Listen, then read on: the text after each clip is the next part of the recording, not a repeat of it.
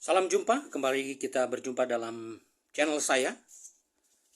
Pada saat ini saya ingin membahas mengenai 15 dampak dan akibat batalnya Indonesia menjadi host atau tuan rumah Piala Dunia U20 yang barusan kita menerima surat dari FIFA mengenai pembatalan pelaksanaan Piala Dunia yang seharusnya dilaksanakan pada tanggal 20 Mei sampai 11 Juni 2023.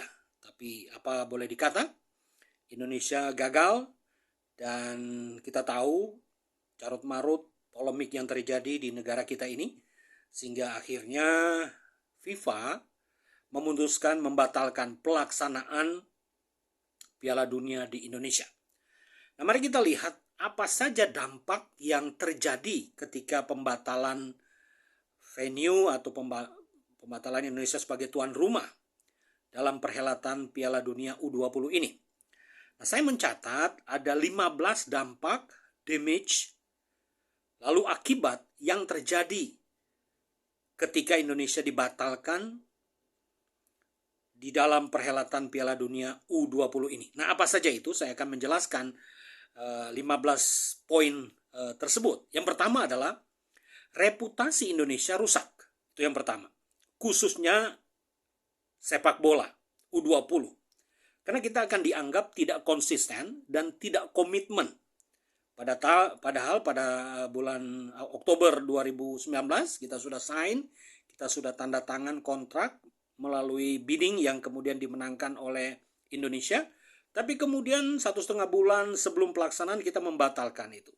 Melalui, ya kita tahu hiruk pikuk politik, ada 2 gubernur yang kemudian secara lisan dan tertulis itu menyatakan tidak siap atau mengirimkan surat. Lalu itu menjadi, saya kira menjadi dasar karena current circumstances itu, kondisi terkini di Indonesia yang barangkali dipertimbangkan oleh FIFA untuk tidak bisa melanjutkan. Nah, itu yang pertama, reputasi Indonesia rusak, khususnya sepak bola, karena kita dianggap tidak konsisten dan tidak komitmen. Kedua, Indonesia malu dalam pergaulan internasional, karena kita tidak bisa memisahkan antara kasus Israel secara objektif sebagai peserta yang lolos dalam kualifikasi mewakili zona Eropa. Mereka mengalahkan beberapa negara bola yang hebat seperti Prancis. Lalu mereka menjadi runner up, mereka hanya kalah dari Inggris. Dan mereka menjadi Inggris juara grup, lalu runner up-nya Israel. Dan itu dianggap kita itu tidak bisa memisahkan antara politik kita di dalam negeri dengan dunia sepak bola. Itu yang kedua. Yang ketiga adalah kita dianggap rasis. Kenapa? Karena salah satu dari moto atau nilai-nilai dari FIFA itu adalah no racist. Kita dianggap tidak respect di dalam olahraga dan tidak menerima Israel padahal mereka lolos kualifikasi. Kita ini hanya host. Jadi kita dianggap mencampurkan antara politik dan sports. Padahal semboyan FIFA itu respect, no racist, fair play, dan sportif. Ini juga banyak saya mengobservasi, itu pemain bola itu tidak diminta untuk lahir sebagai orang Israel. Dia hanya mau main bola. Sama kayak tim U20 kita. Mereka hanya mau main bola, mereka tidak mencampurkan urusan politik. Walaupun banyak juga yang mengatakan tidak bisa lepas dari politik. Ya, tapi Indonesia hanya tuan rumah. Pelaksana sesungguhnya atau yang berhak memutuskan apakah Israel masuk atau tidak adalah FIFA. Dan mereka sudah lolos. Dan itu hak semua peserta sepak bola, peserta Piala Dunia U20. Dan Israel lolos. Itu akan dicap negatif. Dengan semena-mena kita menolak peserta yang sudah lolos kualifikasi. Siapa Indonesia?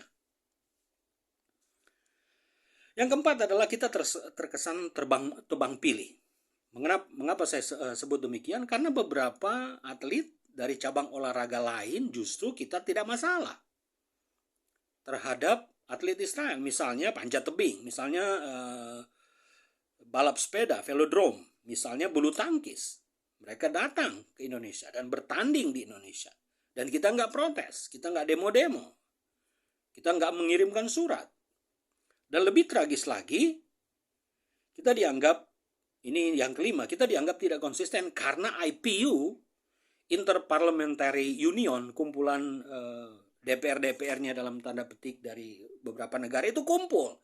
Dan ada delegasi Knesset Israel yang bertemu di Bali. Mereka mengibarkan bendera Israel. Dan tidak ada yang protes soal itu. Tidak ada yang demo soal itu. Gubernur Bali sendiri menerima itu. Jadi kita dianggap tidak konsisten.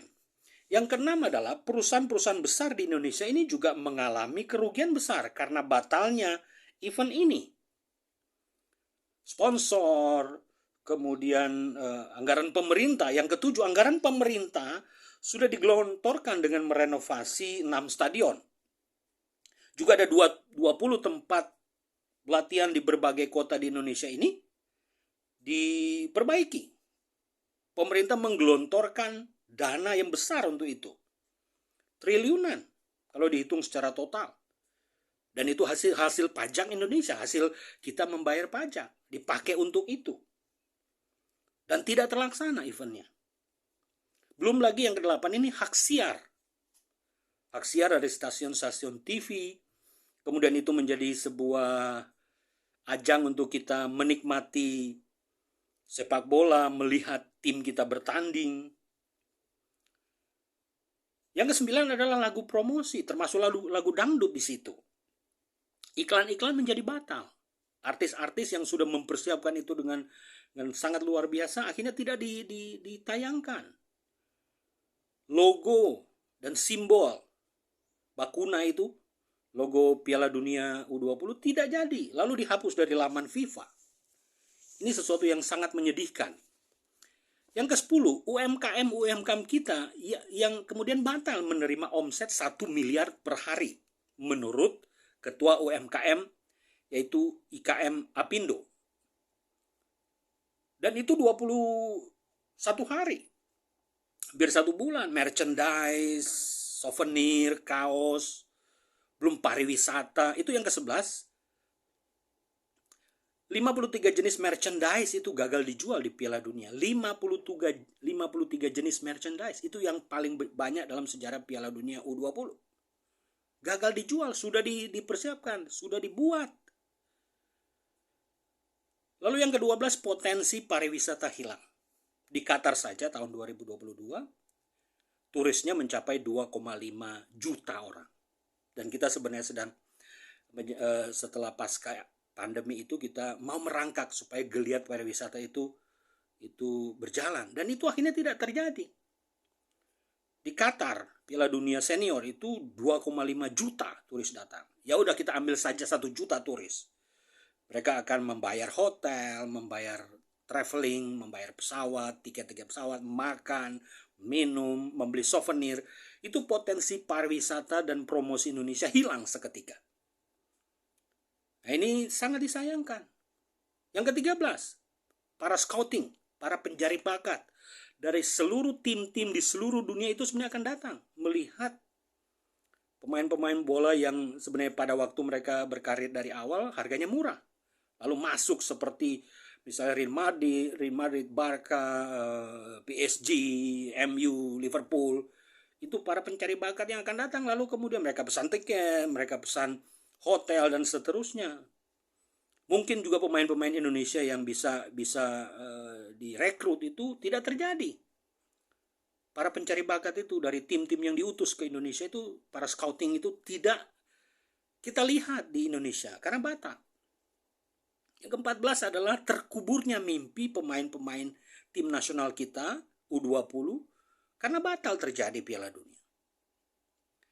Dan yang ke-15 terakhir sebenarnya ini yang paling menyesakkan dada, karena duta besar Palestina untuk Indonesia tidak masalah, dia setuju Israel main di Indonesia. Lalu mengapa kita justru yang bereaksi? Ini aneh bin ajaib, tapi inilah yang terjadi. Ini dampak, ini damage, ini akibat dari Piala Dunia U20 yang batal itu. Ini disclaimer ya. Ini objektif pendapat saya pribadi. Bisa disanggah, bisa didebat, bisa didiskusikan, tapi ini opini yang saya lihat, saya observasi, saya perhatikan. Saya mencintai, saya hobi bola. Saya sangat mencintai bola dan saya mau U20 itu betul-betul berkibar, membela negara, mati-matian, berlatih. Beberapa tahun terakhir ini kok tiba-tiba hilang. Itu mimpi yang sudah di depan mata tiba-tiba hilang. Itu sangat disayangkan. Saya kira kita perlu belajar. Karena betul-betul sangat disayangkan. Kita menghilangkan sebuah peluang yang besar di Indonesia ini. Saya heran juga itu. Sekaligus saya nggak ngerti apa yang terjadi. Nah ini yang saya ingin sampaikan. Semoga kita belajar dan kita menyimak dari peristiwa ini dan jangan diulang lagi. Karena selama Israel ikut semua cabang olahraga di bumi ini, selama itu Indonesia tidak akan bisa jadi tuan rumah karena kita menolak. Dan mereka ikut semua cabang olahraga. Hampir semua cabang olahraga negara yang bernama Israel itu ikut. Dan itu berarti menutup kemungkinan kita jadi tuan rumah. Entah itu olimpiade, entah itu perhelatan khusus cabang olahraga tertentu, kita akan tidak bisa jadi host, jadi tuan rumah. Karena ada keikutsertaan Israel, pasti. Nah ini harus dipikirkan supaya kita tidak fanatisme buta, kita tidak mencampurkan olahraga dengan politik yang dibawa-bawa menurut kepentingan tertentu. Saya kira juga ada bau-bau mendekati Pilpres 2024. Banyak politisi yang menunggangi, memanfaatkan dan mungkin menggoreng isunya.